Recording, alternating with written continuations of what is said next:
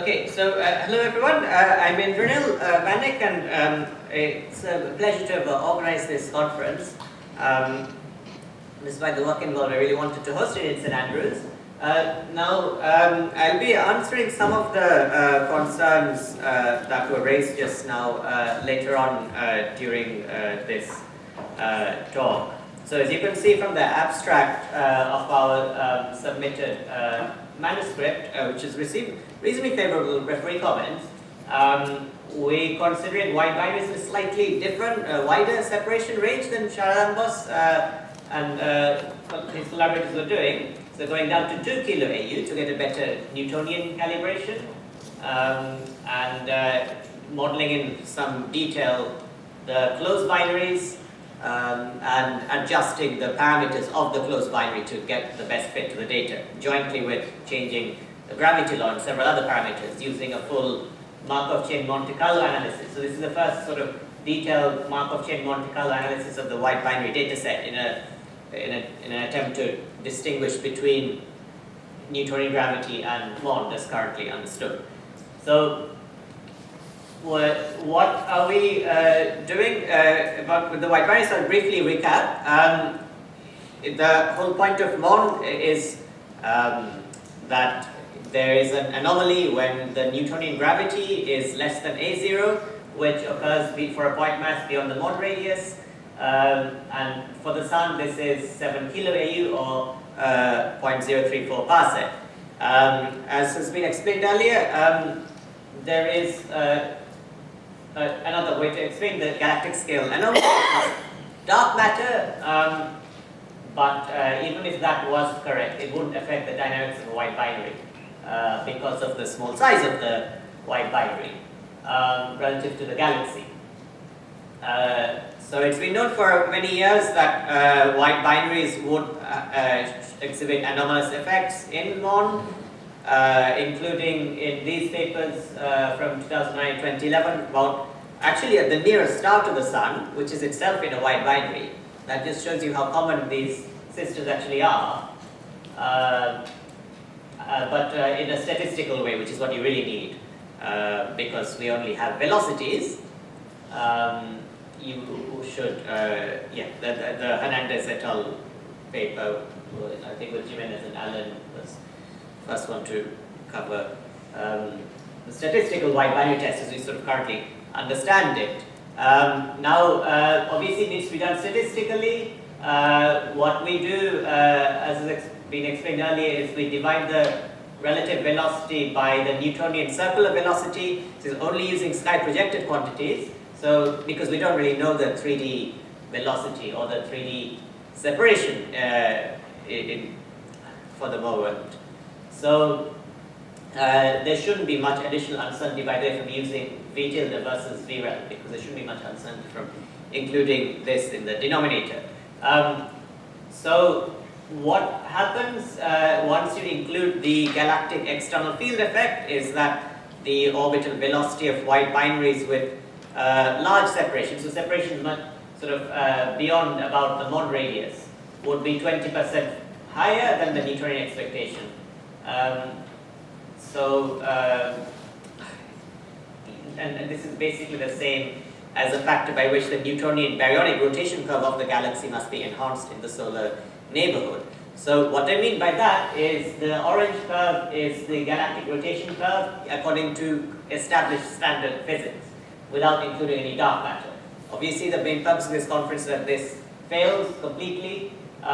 What is actually observed is shown by the data points. The discrepancy is about 25% roughly, and in MOND, that same enhancement should more or less show up in local wide binaries. So the key things to pay attention to the orange curve and the data points. You don't need to worry about the MOND predictions on this graph. So this figure was kindly provided by Arxiv, who I think attended the conference, which is not here already. So what I want to explain before we get on to testing MOND in detail is to clarify a misconception that if you have MOND without any kind of external field effect, that this is even remotely possible given the latest data. Unfortunately, it's not, because if you neglect the galactic EFE, you can obviously simulate the wide binaries, neglecting the external field effect, which makes it simpler. And then you get a distribution of V tilde by iterating many orbits, considering many projection directions, and so on. This is work I wasn't involved in, but what it shows very nicely is that in this scenario, basically, if the rotation curve of wide binaries goes flat beyond a certain point, and the Newtonian expectation is for a continued Keplerian decline, the ratio between the two becomes large. It sort of rises square root of r.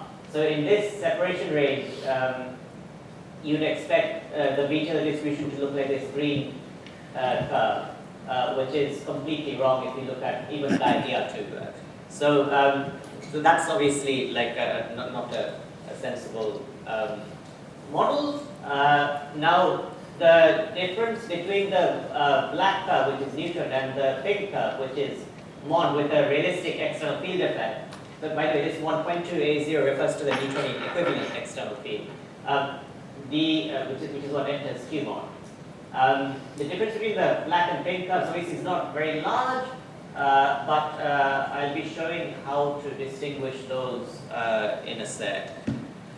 So it's already been commented on that there is this high velocity tail, which, because it's declining, is not due to chance alignments that will cause a rising tail, because V tilde is basically a 2D quantity, and there's a, if you imagine concentric circles with the same change in radius, there's a larger area and larger r.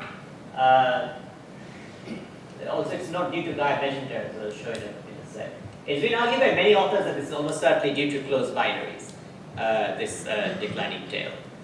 So, how do we obtain V tilde? Well, observationally.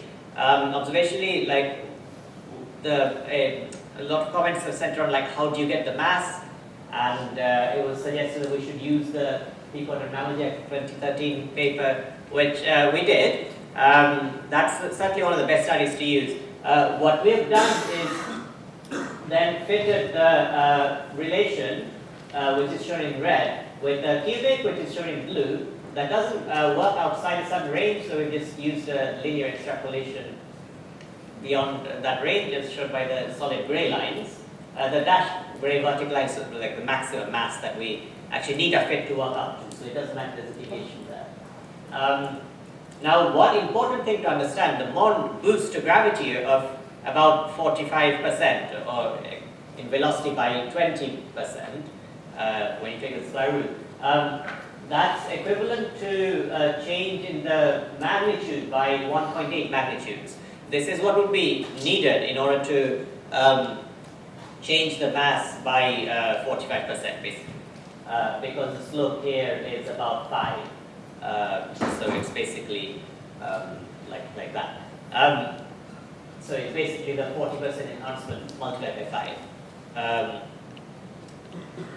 Now, the one thing that hasn't been mentioned, which I was asked to mention, is that although we don't have Gaia radial velocity, especially the relative radial velocity of the two stars precisely, we do still get the systemic radial velocity by requiring that it's known for at least one of the stars to at least it's typically known to like a kilometer a second or so. And this is important because if the system as a whole is receding from the sun, it will tend to approach, the stars will apparently approach each other in the sky. So it's like a perspective effect. But this is due to the 20 kilometer a second or so radial velocity of the system. The 1 kilometer a second or so difference in RV between the stars, which is a genuine wide binary, would not much affect motions within the sky plane. So we include this perspective effect. There's also another perspective effect which I will come on to later, that's been included. Yes, so the relative heliocentric distances of the stars in the binary typically have an uncertainty of maybe 0.4 parsec or something, which is too much to resolve the internal 3D structure of the wide binary.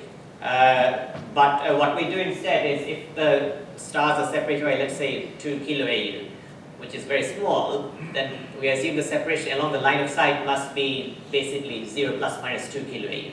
We sort of randomly select which star is closer, which star is further. This is much more precise than using the parallax distances, which basically add a random error of maybe 80 kiloev along the line of sight, which would not be good. This technique was actually suggested by the referee to my 2019 paper as a way of improving the wide binary test. Yeah, and we use a full 5x5 diet for various methods to propagate uncertainties in the parallax and proper motions. In case you're wondering why there's 5 parameters, there's 2 for the position of the wide binary at the reference epoch, which is halfway through the Gaia observing period, 2 proper motions, right essential declination, and parallax. So yes, another thing is that a detailed plan on how exactly we're going to do the wide binary test was posted to Arxiv in advance to mitigate the moral hazards associated with the wide binary test.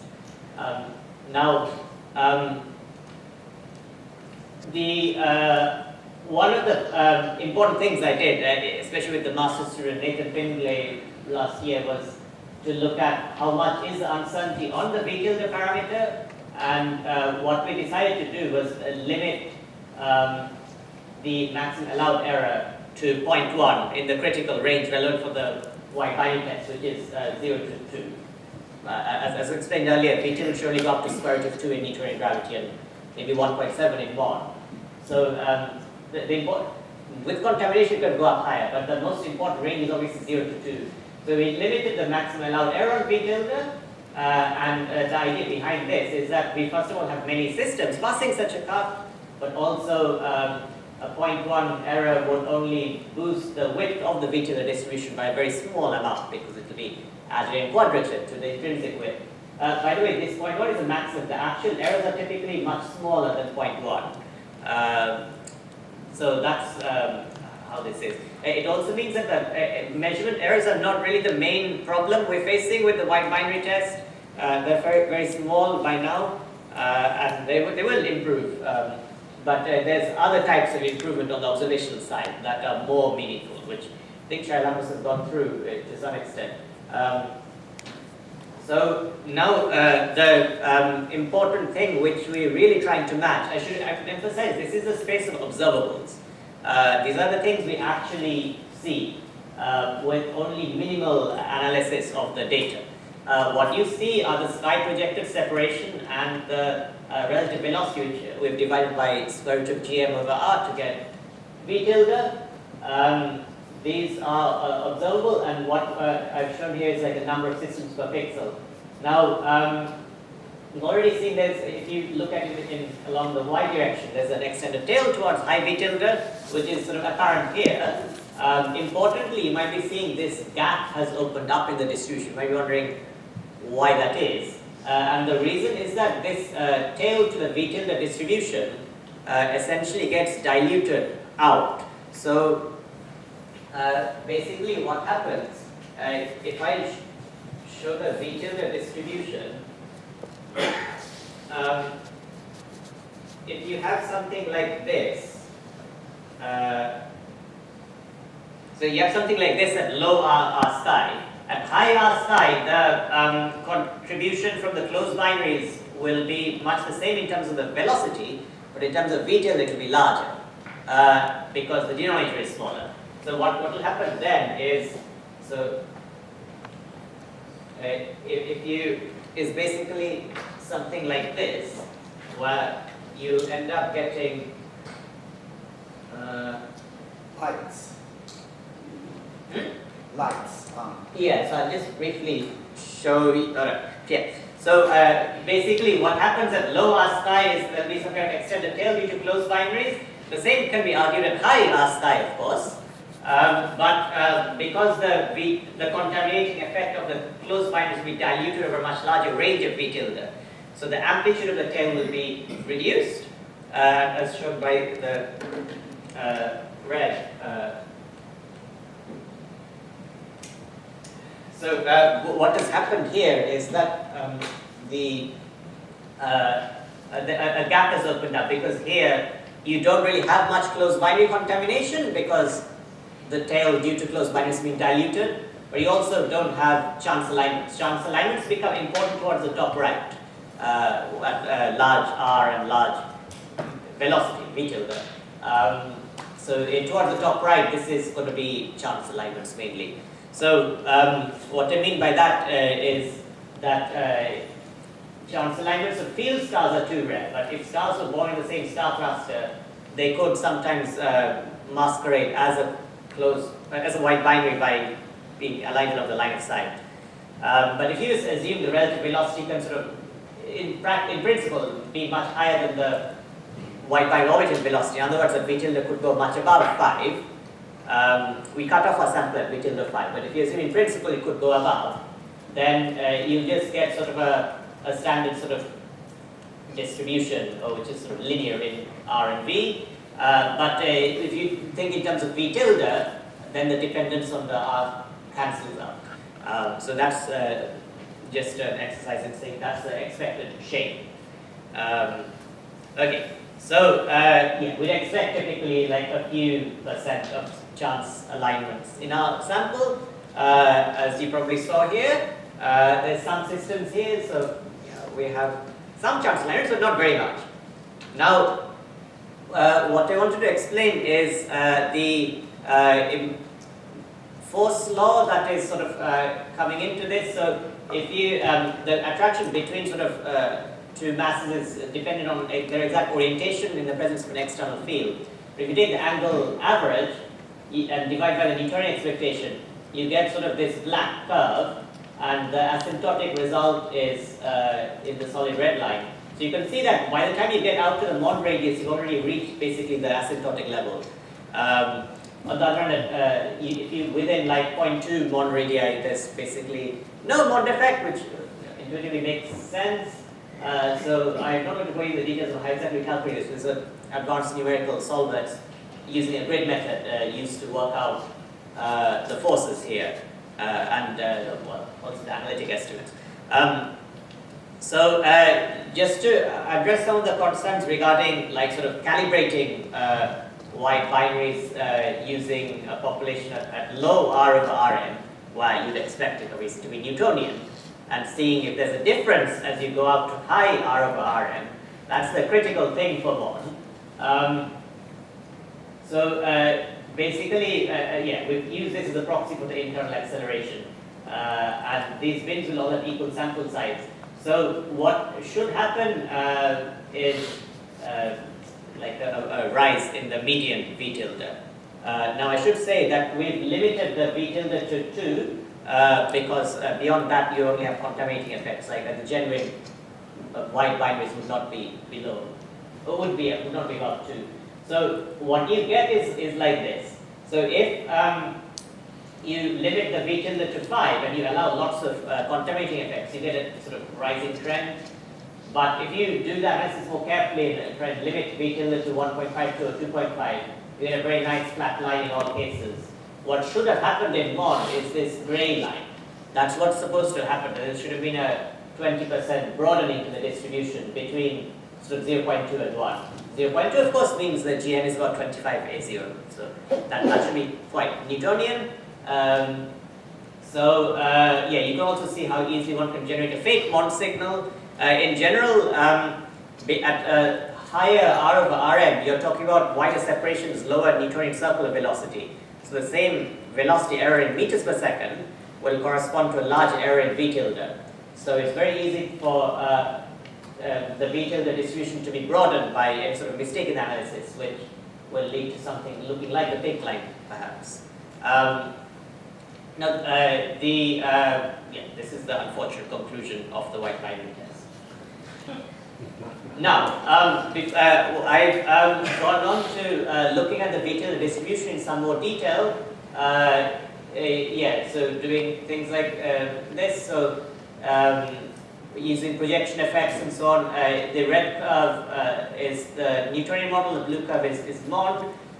This is neglecting closed binaries and other contaminating effects. It's purely theoretical, but it does include the projection. We're only using the 2D v tilde to try and be like how observers would do this. And might look like there's only a small difference. You can see there is clear water between the Newtonian and MOND predictions. The closed binaries, that's already been discussed. So I won't bother you with explaining why this is important again. Instead, I'm going to talk about like how exactly we model them.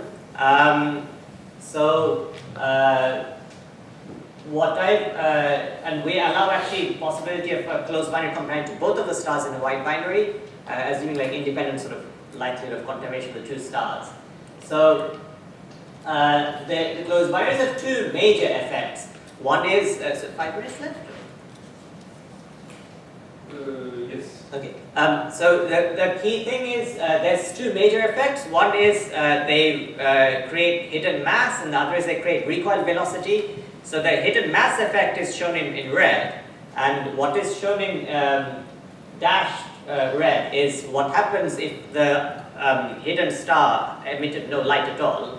But in practice, because it would emit some light, that would inflate the estimated mass of your contaminated star, but not by as much as the mass that's actually hidden. And therefore, there would be some extra mass shown by the solid red curve. Now, for the recoil velocity, what you're actually interested in is the difference between the photocenter and the barycenter, which actually vanishes for an exactly equal mass binary. So that's why you get like a peaking behavior here. In this case, it didn't matter very much whether the undetected star emits light or not. That was not super critical to this. So that's similar to what Shravan was said also, and in the literature that's also been explained in various other studies. It wasn't involved in. Now, the model parameters are related to, so the key thing is the αgrav, which is like 0 means Newtonian gravity, 1 means MOND, and you have like a sort of, and you can have anything sort of in between and a little bit negative, a little bit above 1 as well. We are using like a power law, eccentricity distribution, there's a line of sight conservation parameter. So what we've done is we've found the best model first and then used Markov Chain Monte Carlo. We've fitted like the number counts in each pixel in the R-sky V tilde space of observables. It's 540 pixels and used by statistics at the pixel level. So this obviously took a long time to construct. What we get out of this is that the gravity law parameter is extremely close to the Newtonian and rules out the MOND at 16 signal confidence. What has happened with regards to the eccentricity distribution, you can use the angles between the relative separation and velocity of wide binaries to constrain the eccentricity distribution. I think if it's circular, there'll always be sort of at right angles. If it's more eccentric, it'll typically be aligned or anti-aligned. And it was argued that gamma must be about 1.32. We didn't assume any value for gamma. We just used a uniform prior from 0 to 4. But we also ran an extension analysis where gamma is constrained to like this value. Just a couple of minutes. So what's happened in that case is the key thing is the αgrav posterior has barely shifted. So the eccentricity distribution does not really much affect the results. It's been argued by other workers as well that it shouldn't matter very much.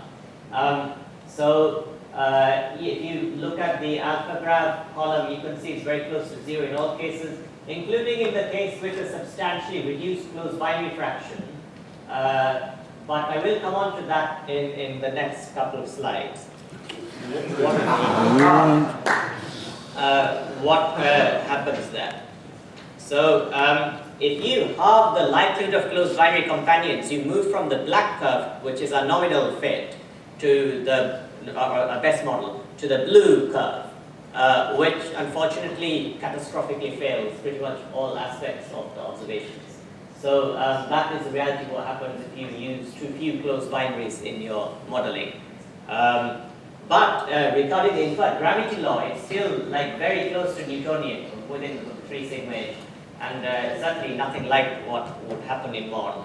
And that is related to the flat trend of V tilde, the median V tilde with respect to R of Rm. because that's the model independently. It doesn't rely on your closed binary modeling. Because that's flat, the white binaries are Newtonian. I mean, not my fault. Right. So the other thing that you probably already may have heard is that if you use a different interpolating function, you can fit the white binary data in principle. So this is showing the deviation between the RAR in some theory. What's the predicted gravity at some Gn against what the observed gravity. So ideally, an interpolating function will have a flat line close to 0. And the MNRAS function by construction does that, as does a simple one. The standard one completely fails to match the RAR, but even then it's giving too much of a boost to gravity in the solar neighborhood to be consistent with the white binaries.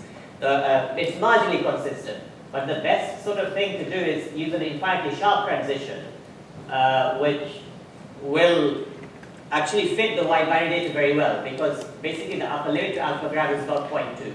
So the standard and the sharp one will work with the white binary data, but they will completely fail to match the radial acceleration relation to spark sample, which we heard about earlier in this conference. So because of this, it's very related to your work actually on possible broader implications, which is that there can be a limit to the phantom dark matter density, perhaps, is what is going on. So if you limit the phantom dark matter density in MOND somehow to 20 solar masses per cubic parsec or less, then there will be no signal in the white binaries. The reason is that because these are small systems, then a MOND effect is predicted in them, but this arises from a high phantom dark matter density. So this is just a possible idea. I guess Hongxing will talk about this. So I'll just leave up my conclusions here, that there is a problem with MOND modified gravity. MOND modified inertia has also got into difficulties, as Hugh has recently shown. Bearing in mind that MOND was designed for disk galaxy rotation curves, and it can't really be extended to smaller or larger scales very easily, it does cast some severe doubt on the overall validity of the paradigm, unfortunately. Thank you very much.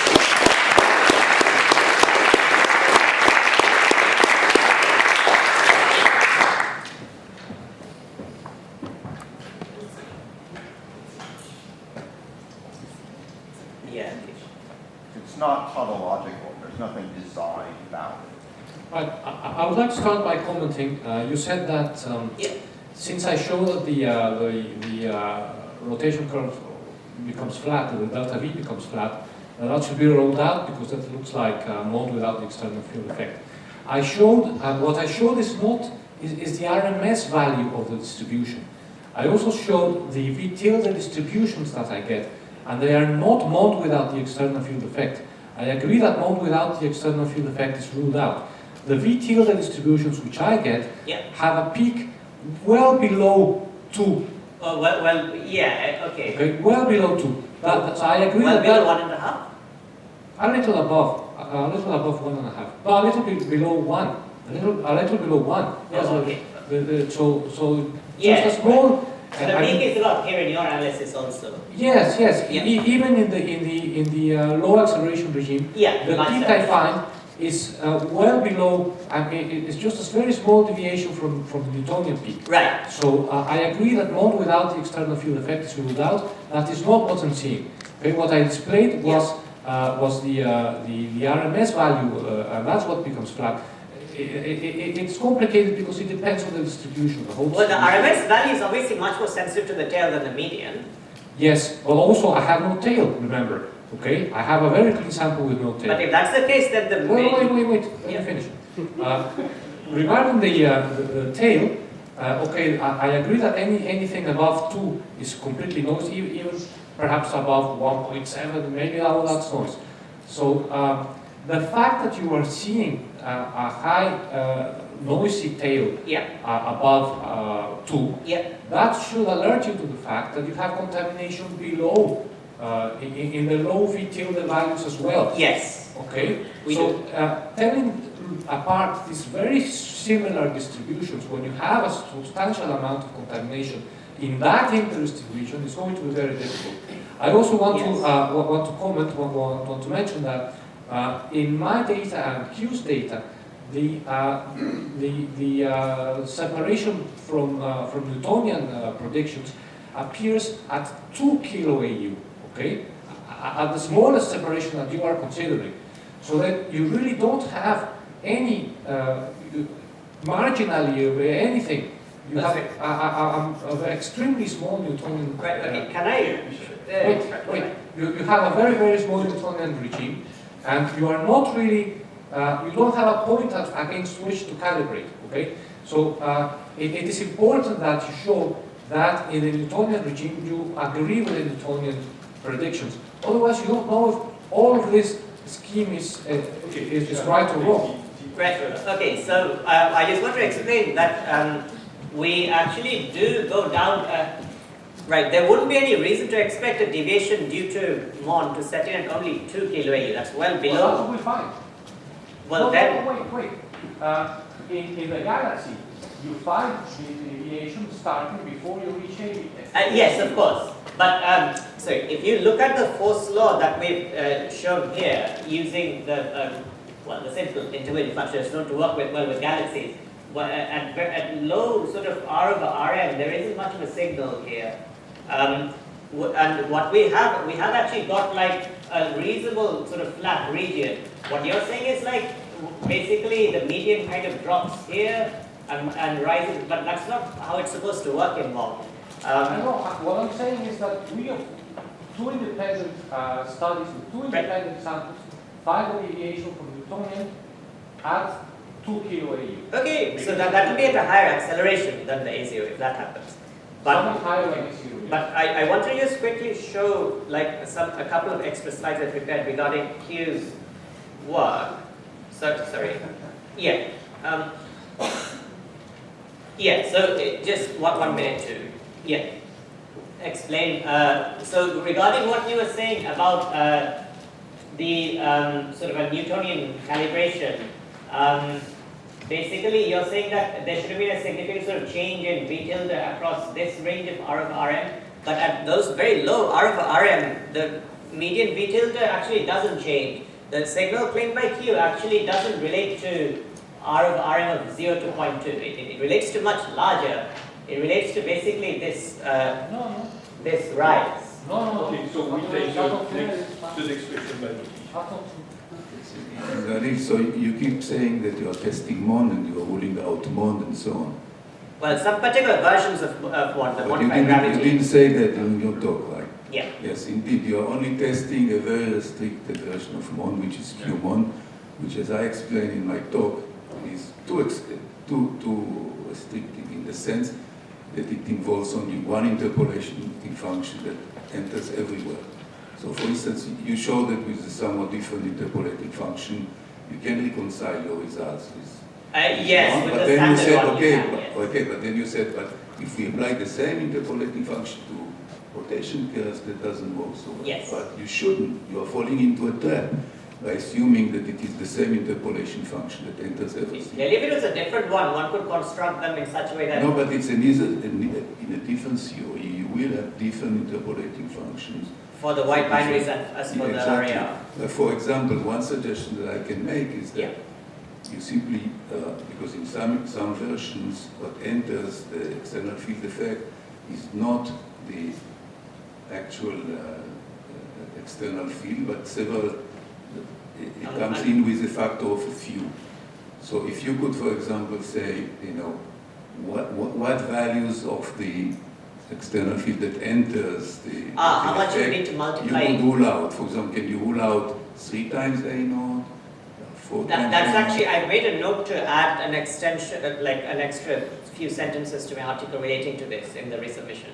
Okay, so but do you have an answer? Not yet, I'll do that after the conference, work this out. It should be like a small multiple. I mean, you need to get the alpha graph down below 0.2, and that's what I'll be trying to check. What extra boost factor to the G and X would be needed. Okay, but if you boost it by a factor of 3, won't it wash out the whole effect? I don't know. If instead of Well, instead of 20%, you'll probably have like a few percent. Yes, but I can't do the calculation of that in detail right now. I understand there was a model of yours where the factor would be E, and whether that will work is something I'll check afterwards. Okay, thank you very much.